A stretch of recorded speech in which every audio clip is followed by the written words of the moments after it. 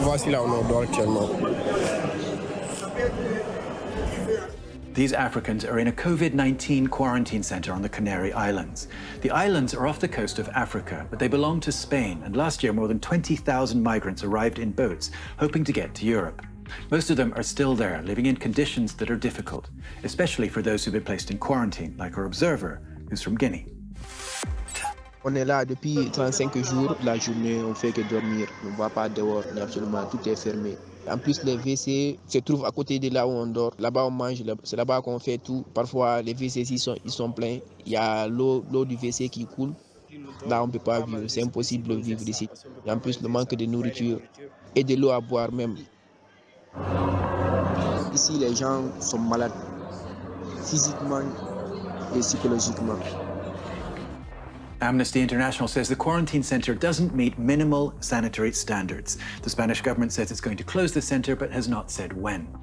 As for migrants who are not in quarantine, they are living in conditions that aren't much better, in camps where tensions are running high. On the island of Tenerife, fights have broken out in a camp that contains more than 1,000 migrants.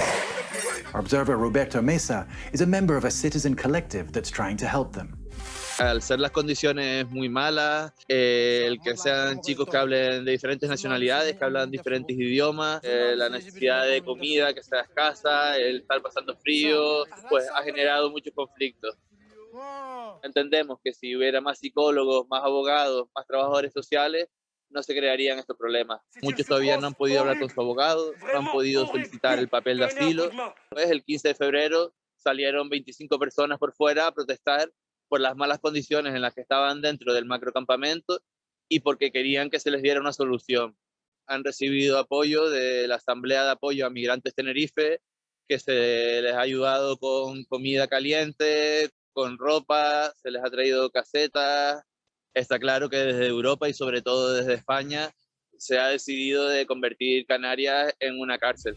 The Spanish government says many of the migrants have been transferred to the mainland or sent home. They say only 7,000 are still living in official centres, but NGOs say many more are living in makeshift camps around the islands.